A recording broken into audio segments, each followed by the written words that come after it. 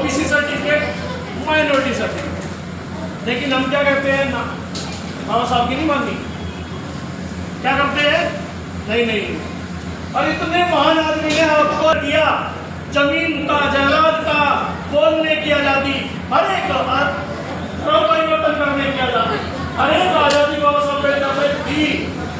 जैसे आज round table में बैठे हो ना, राउंड टेबल सुनते ही जैसे मोहिनी जी बता रहे थे, मेरे को वो दृश्य याद आ रहा था। बाबा साहब अम्बेडकर हमारे लिए लड़ रहे थे, अंग्रेजों के समय में हमारे लिए लड़ रहे थे कि इस देश के एससी को, एसटी को, ओबीसी को, माइनॉरिटी को हक अधिकार मिलने चाहिए, उनको शिक्षा का अधिकार मिलना चाहिए। मेरे को वो दृश्य याद आ रहा था जो मोहिनी जी बता रहे थे।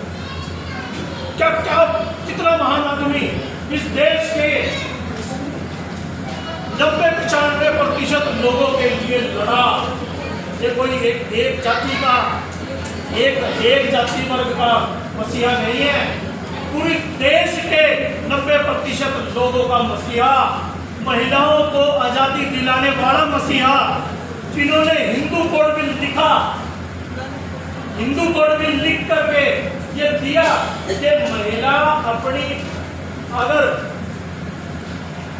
उसको अपना पति पसंद नहीं है, शराबी है, कबाबी है, मारता है, पीटता है, लड़ता है, झगड़ता है, नशेड़ी है, तो क्या करे, कोर्ट में जाए और तलाक ले ले।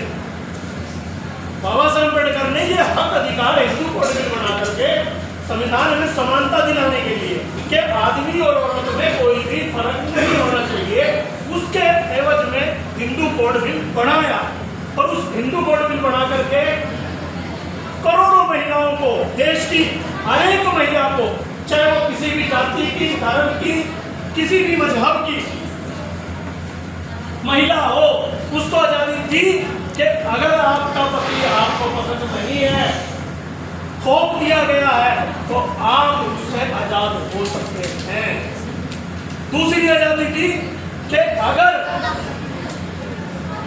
इससे पहले आपको संविधान बनने से पहले ये महिलाओं को ये आजादी नहीं थी, और अब आजाद तो हो गए कि मेरे को नहीं चाहिए, उसके बाद करेंगे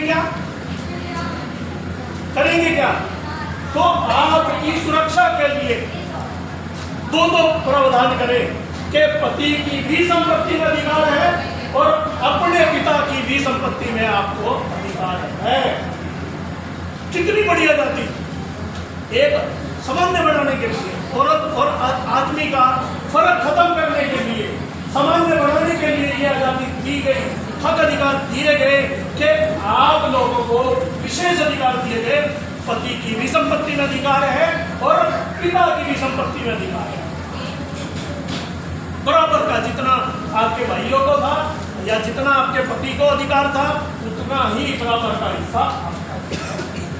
और किस समय में दे रहे हैं बाबा साहब अम्बेडकर? उस समय में जिस टाइम में महिला को बोलने की आजादी नहीं, पर्दे में रहना, आंख उठाकर देखना भी आजादी नहीं थी, उस टाइम में बाबा साहब अम्बेडकर ने ये आजादी दी। और जिस दिन दी, सबसे बड़ा दुश्मन देश का बाबा साहब अम्बेडकर को बढ़ा दिया गया। करोड़ों महिलाओं को आजादी दिलाने वाला वो मसीहा, जिसको महिलाएं जानती भी नहीं है, नहीं जानती ना। जब तक स्कूल में भी चली गई, कॉलेज में भी चली गई, अच्छी नौकरी में भी चली गई, जब तक ऐसी सभाओं के अंदर नहीं आती है, तब तक महिला को नहीं पता लगता है कि हमें आजाद करवाने वाला मसीहा कौन था। बाबा साहब अम्बेडकर वो मसीहा हजारों लोगों से लड़े, संसद में आपके लिए आजादी की आवाज उठाई।